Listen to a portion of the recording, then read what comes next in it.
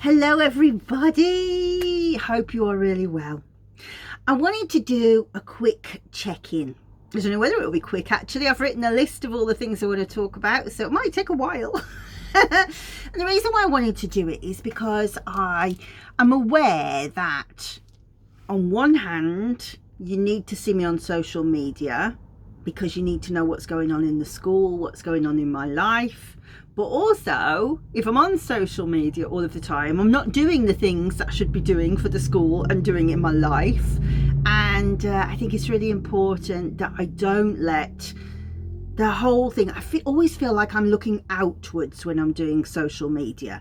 And really, I always want to be looking inwards if I can when I'm working and concentrating on my family. And so trying to make the hexagon, if you like, match up so it stays stable is difficult. And I thought, well, one of the ways that I might be able to do that is to do a Wednesday window.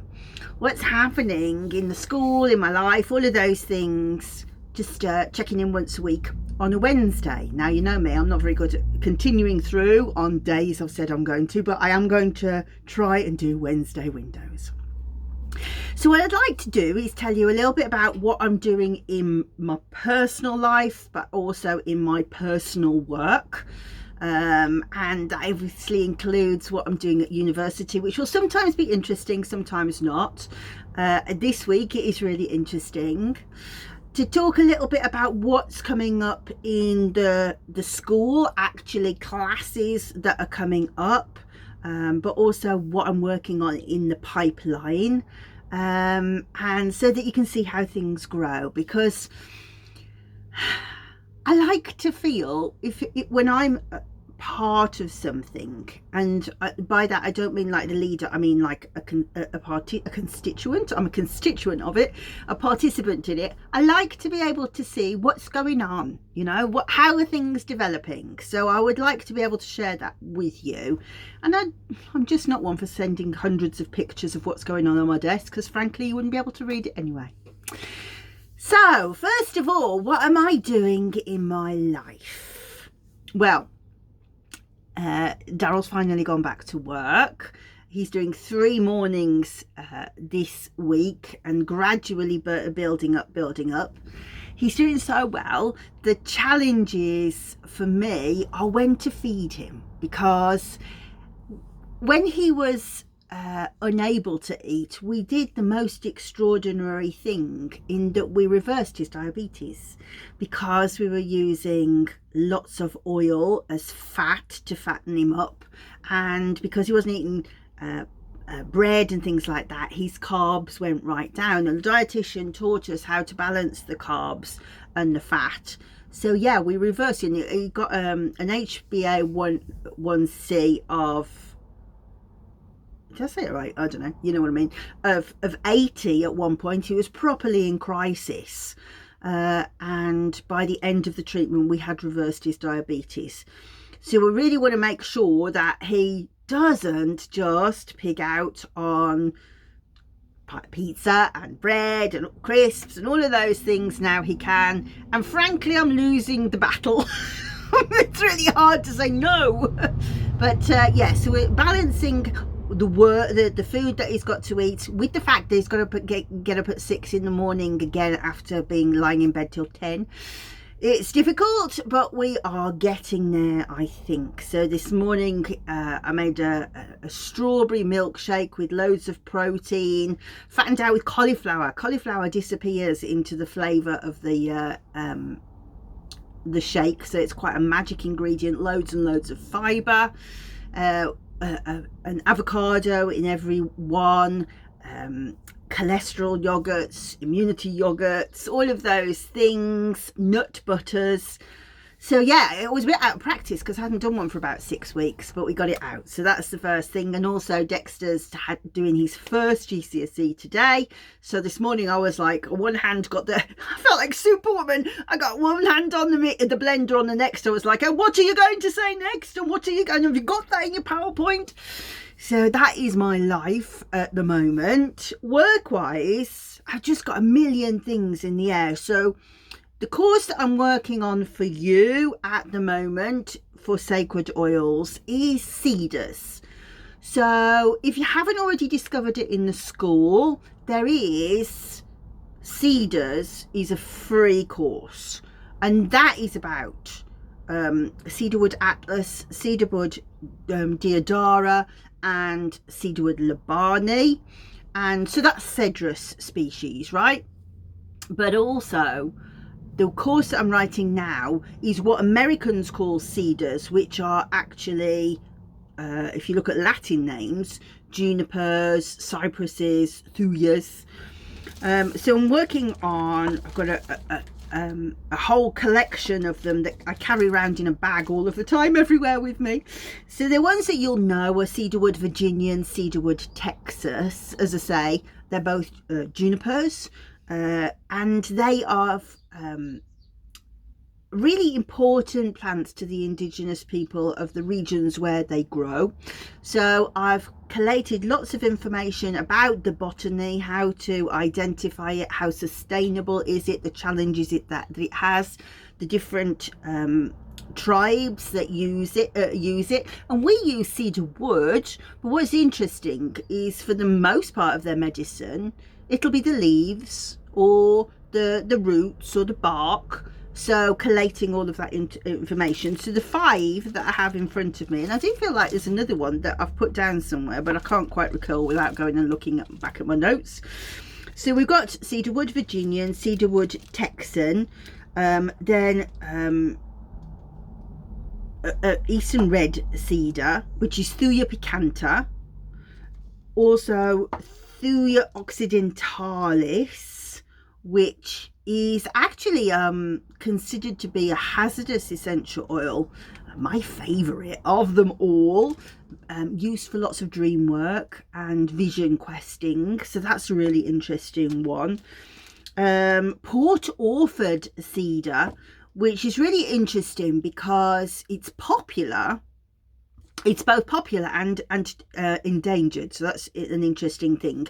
It's popular because it smells exactly the same as the cedars that the Japanese use to make their temples, hinoki in particular. It smells exactly the same as hinoki. So very interesting to see that, and unfortunately there's a kind of fungus that's attacking it, and so the natural supply of them is quite challenged at the moment. Not endangered, but challenged. So that's a really interesting one, and that smells incredible, Port Orford cedar. And then finally, an oil that I could only find from doTERRA, which was called Nutka, which is Eastern Yellow Cedar. Again, really interesting, and it was useful having Adam on board because it's like, oh, I've got loads of notes. So all of that is going into a course which hopefully will be ready by around about June.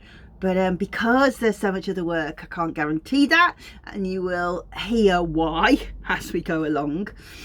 I've obviously got each Friday I film a video with Adam Barrelay, who is one of the Australian founders of doTERRA, founder member of doTERRA, and we're really on to quite unusual oils now. I think the one that we're doing now is number 86 in our series. When we get to 100, we're changing the format of the Fellowship of in Essential Oils podcast and vodcast completely.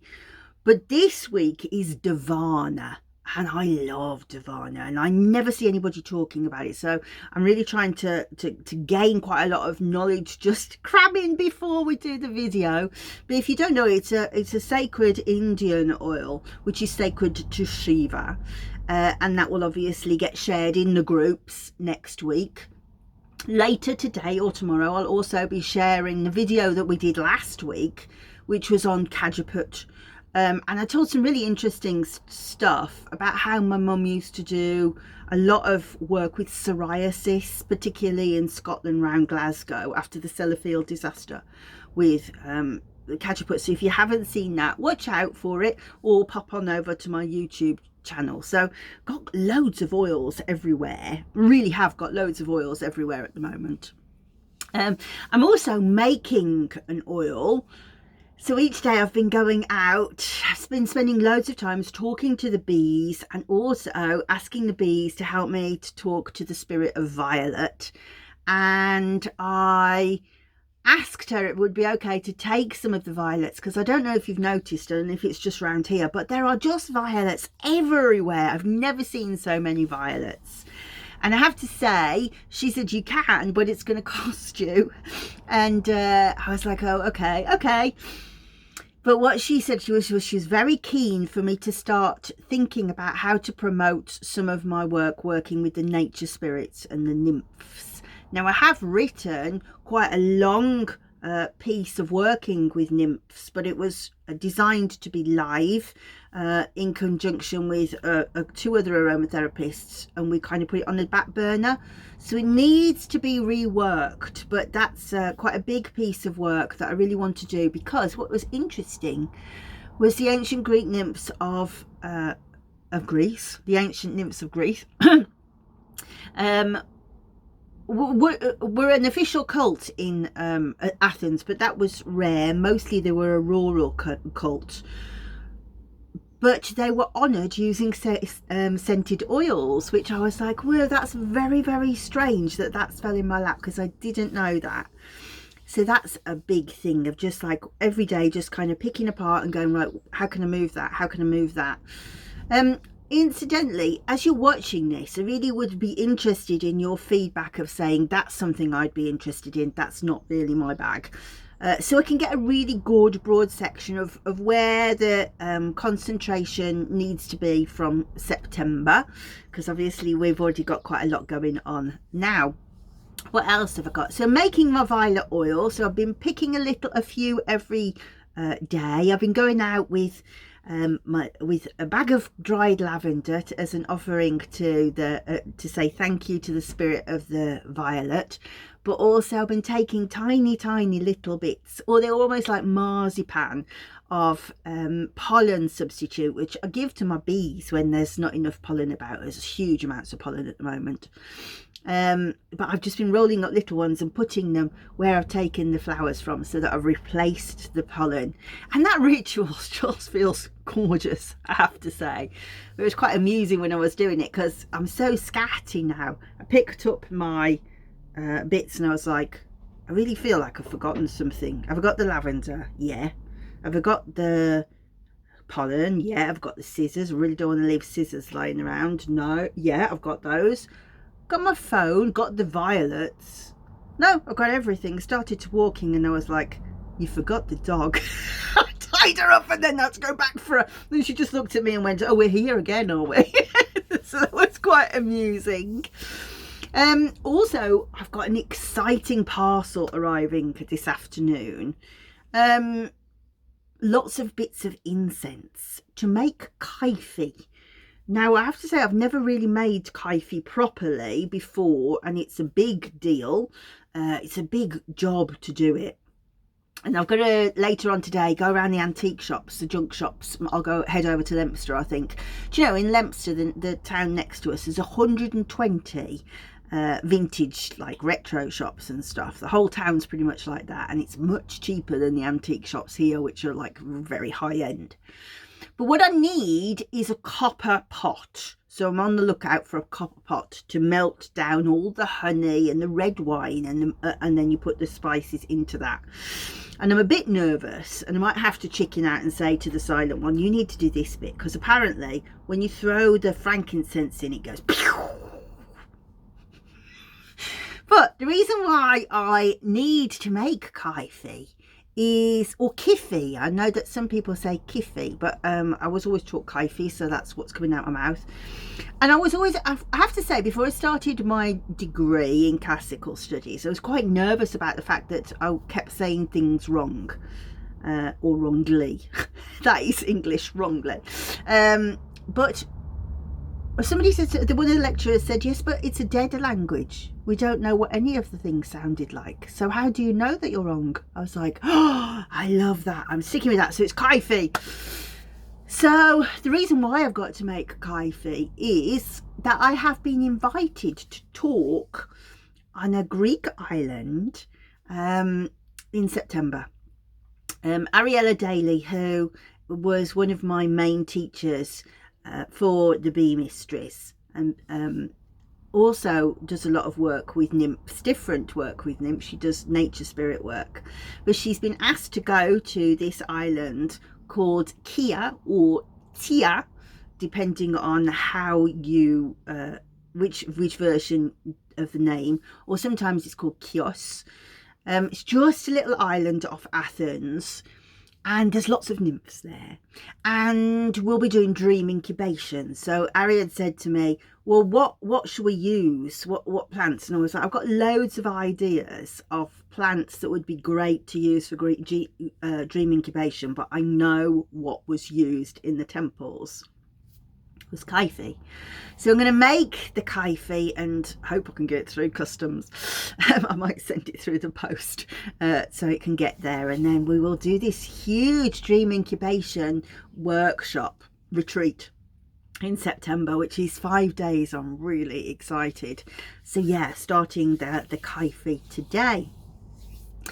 So that's kind of what I'm doing in the background. Obviously I'm doing loads and loads of admin and getting things loaded up to the website, which is just so labor intensive. I'm not loving it very much. I've got a really lovely man in Bangladesh called Alamin, who I go, Alamin, I can't do this, and he goes, I do it for you, and it's done. He's fantastic. If anybody wants a really good web guy, please let me know and I will put you in touch with Alamin, because he is just the saviour of my universe. But we got really quite a lot of things coming up. Not so many in April. Everything's kind of happening at the end of April, which is good because that gives me a bit of a breather. But May into June is really exciting.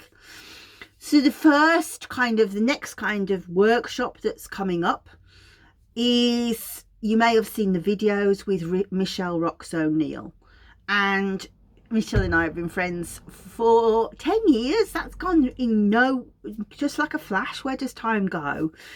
And we met when I went over to Beijing, and she just took her under my arm and really looked after me. And in a workshop of, I think it was 3 days of lectures, hers is the one that I remember absolutely the most.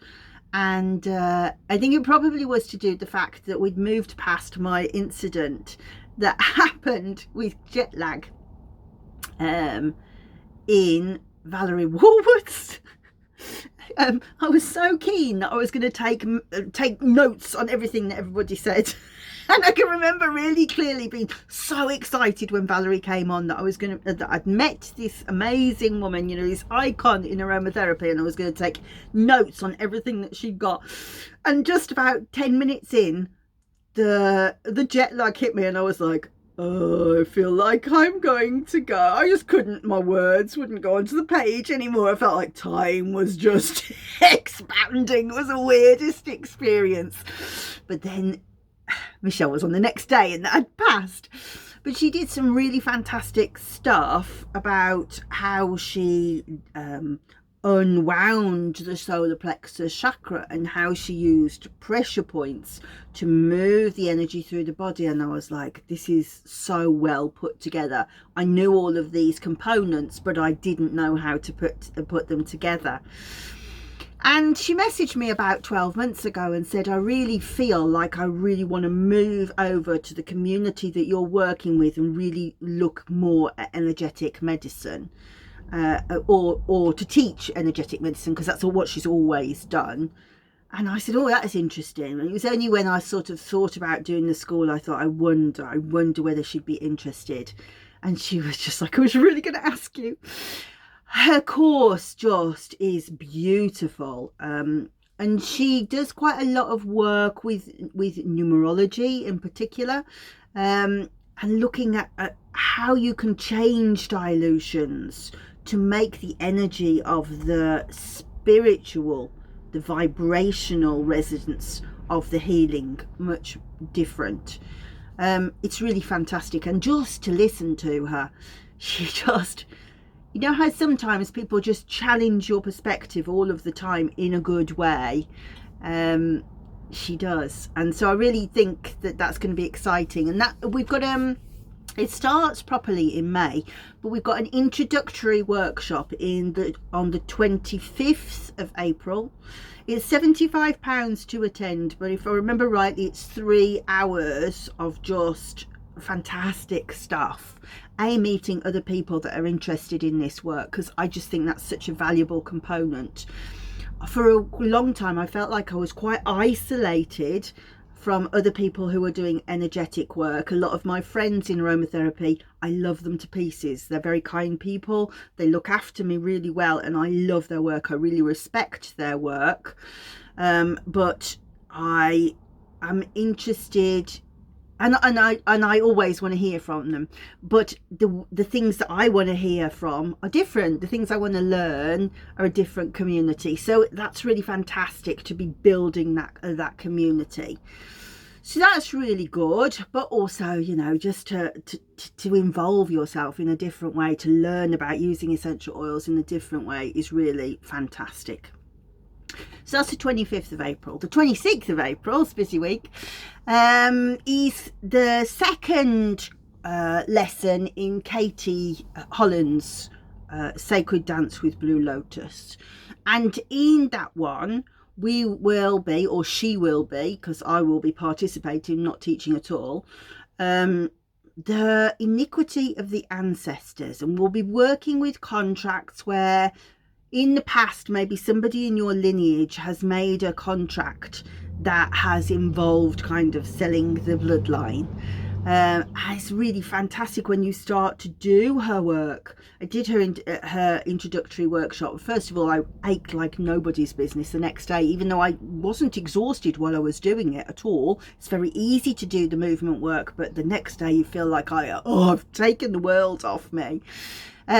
But yeah, absolutely fascinating the visions that you see. I have to tell you, I was using my Blue Lotus elixir that I had made.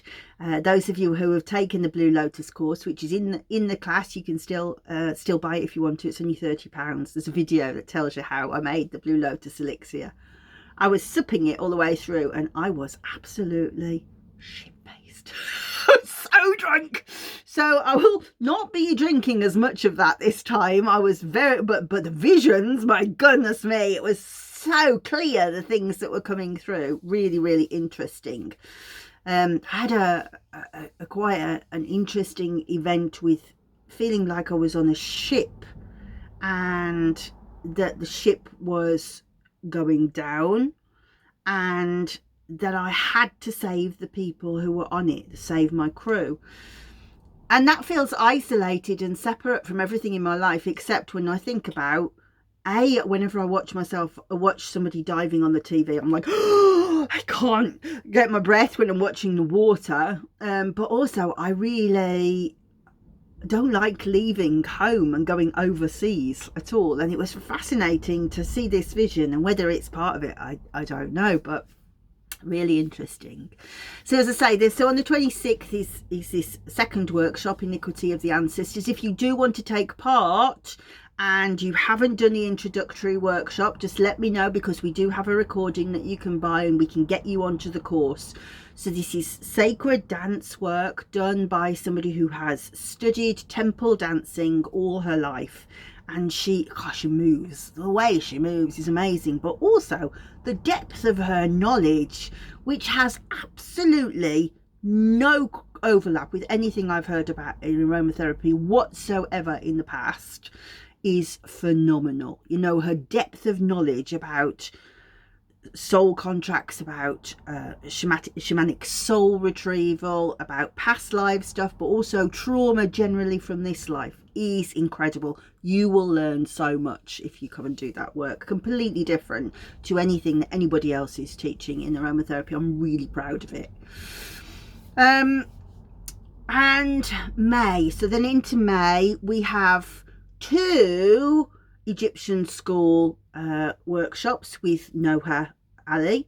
The first is on the 17th of May, and that's all about her research into ancient healing modalities in ancient Egypt, Bear in mind that she is a qualified Egyptologist. She's also a tour guide that takes people down the Nile and takes them all into the different temples, and she spent many years looking at temple walls, but also documents and learning through university about how did they heal, through diet, through oils, through meditation, and she'll be doing a real deep dive into that. It's a 2-hour class, and I should have checked what oils we'll be doing in those classes. I always do a 10-minute meditation with a particular essential oil to take us into so it's like a transmission, if you like, of move a liminal space. So that is Ancient Healing on the 17th, and then on the 24th, because we had to move things around quite a lot, so there's two sitting together, she's going to do on Egyptian mythology. And most of us know the common stuff about Osiris, Isis, but there's around about 2,000 deities in the Egyptian pantheon, so much more that can be learned. So if you want to learn that from an Egyptologist, that is on May 24th. Then on the 31st, Katie has a new class, Freedom from the Temple Lineages, and that is very much similar in past life and present life. I don't mind telling you that I came very close to a Christian cult after Dexter was born. I was recruited to a company as telesales manager, as commercial manager, and they were lovely people. They were Plymouth Brethren, and they weren't allowed to eat with me. They had to eat separately from me. They had to wear different clothes. Was restricted in my clothes. There was all sorts of rules and regulations, and their lives were very, very constricted to this particular way of living. And so these have contracts in their own right. So people who have been involved in that, I know there's a dance cult, for example, isn't there, that where they're all dancing on TikTok. There is this kind of, I don't want to use the word brainwashing because it's very negative to say, but it becomes very, very channeled. And, you know, when all said and done, you're pledging your allegiance to a certain way of worshipping, but also a certain god. And that will have happened to a lot of people who identify as priestesses. If you have this feeling that you are remembering this lineage from the past, that you're like, well, I really feel like I've done this work before, then you have made those pledges in the past. Interesting to say. And so what temple lineages are we tied to from the past? And what particular ways of thinking have we brought through that conditioning? And again, we'll be using Blue Lotus, whether you use essential oil, tea, or my very drunkard tincture, or smoking Blue Lotus. There's a couple of ladies who smoke the Blue Lotus. So that is on May 31st. Now, as I say, this is a series of classes that build up on top of each other. You're welcome to do, the odd class. If you do, you will need to do the introduction class to really understand what you're doing.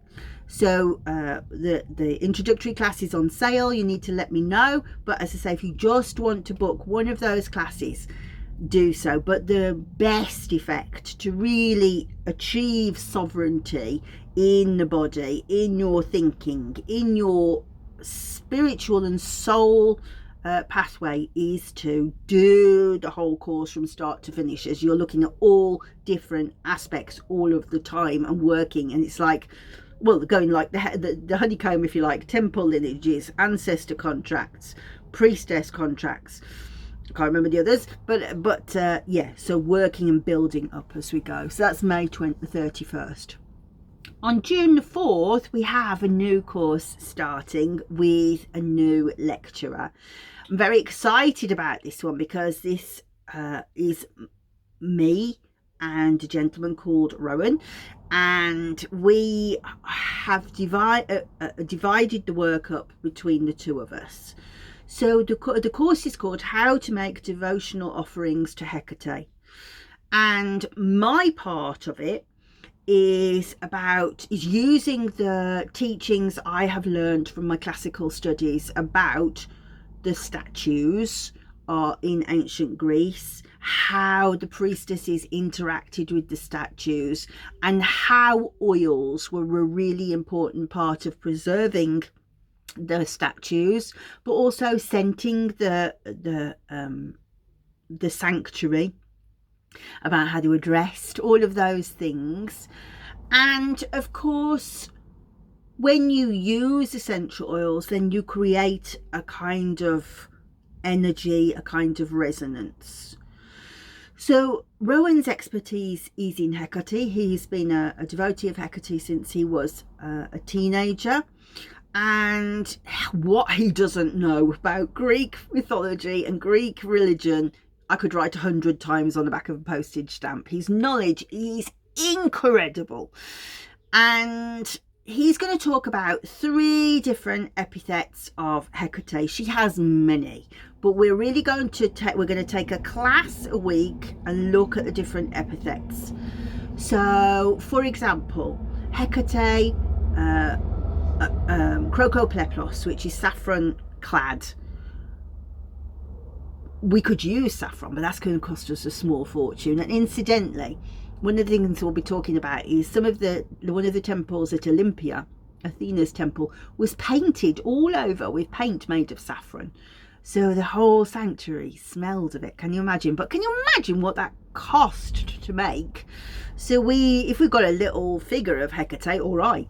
But what about if we want to make the same blend for ourselves and for Hecate, so that we come into the same resonance? And we're looking at different ways to create this golden glow, this kind of golden resonance of Hecate. Then we'll be looking at Koutrophoros, Hecate Koutrophoros, which is her nursing aspect, how she looked after children and infants, how she was involved in childbirth. So that's a completely different energy. And then the third one is Hecate Tympanea. Well, she is the Hecate who dances in the tombs with the souls of the dead. Very, very different resonances. So we'll be looking at different oils to really start to construct and make this statue of Hecate, and to make it clear, well, which personification do I need to invoke to do the work that I want to do? How can I use it for amulets? How can I use it for talismans?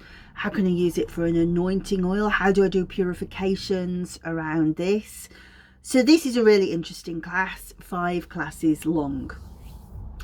So that starts in June. Now I have to tell you, the sales page isn't quite ready for that, so just watch this space. As I say, I'll be doing this on a Wednesday, but yeah, exciting. We've got to half an hour, so I will quickly carry on and say that in the pipeline we also have 3 new lecturers for September. I don't want to say too much about them at the moment, but they're all people that I think you're going to be really excited to learn from. Very plant-based, certainly 2 of them are. And then also, hopefully, if I can get my ass into gear and I'm not too dragged down by all the other stuff, because as you can see, there is a lot of other stuff. I want to try and do the first episode of 21st Grimoire in May. And I don't know whether you saw the video of 21st Century Grimoire. What I want to do is to say, right, today we're going to talk about this oil, probably rose as the first one. And everybody who comes brings something about rose. So it could be a piece of learning about the medicinal parts, but it could be a poem. It could be a story, it could be a painting, a song, because what I want to do is have a really interactive experience of how it feels to be in a festival of rose. And then, so this grimoire, of course, if you're you'll get a recording, but it will also go into the scent sorcerers area of the school for people to access, so that they can really get like a multi-dimensional learning about the oil, rather than just me saying, and it does this and it does this and this is the safety. No, let's really get a feeling of it, an artistic feeling of it. And the last thing I even though I've got it all written down, I didn't talk about what I'm doing at university, because I think that that's really interesting at the moment. Sometimes it's really not. I wasn't very keen on the doing the texts about Twelfth Night and doing the casts about Jane Eyre, because they're classics. That was why we did it, because they're classics. What defines a classic? But my essay at the moment was to compare what you can learn about the religion at Delphi and the religion at Olympia, which is Zeus's sanctuary at Olympia, which is obviously where the Olympic Games were, and Delphi had its own games too. I feel like I might get told off because I have to say I backed it up really well. I'm either going to get a storming mark or be kicked out for it, but I'm determined to do it, because at Delphi the oracle is called the Delphic Bee. So you know what's coming, right? I mean, it's just, I can see so much bee stuff in there. So I've talked about the religion, but I've really gone, but this is a beehive, and this is what's happening in the beehive, and this is what they're teaching about bees all the way through. At Olympia, though, people are ants. I am absolutely sure that people are ants. And again, I'm going to demonstrate all the reasons why I think that they are ants, including the fact that each year they build the altar. The oracle has an altar there, but she builds and builds and builds and builds by adding mud onto the mound. I mean, it's so weird. Once you start looking at it through bee eyes and ant eyes, you're like, I can't see anything else. So you can see why I might get into trouble, because they get like, well, that's not what we asked you. No, that's exactly what you asked me to do.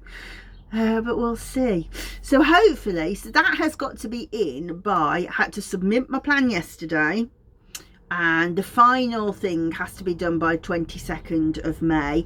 I may get a tart email off my lecturer and to say, no, you are not doing this. But I do want to be able to do it, and hopefully I'll be able to show you the essay at the end, because I think that you are just particularly Olympia, the ant stuff is really fantastically interesting once you start looking at it through ant eyes. So that is my week. The fact that it took me 40 minutes to talk about it is concerning. How am I going to get it all the way through it? Plus, I don't know if I said, Dexter has exams. We are just like running through it all of the time, so a million balls up in the air. But yes, so there we go.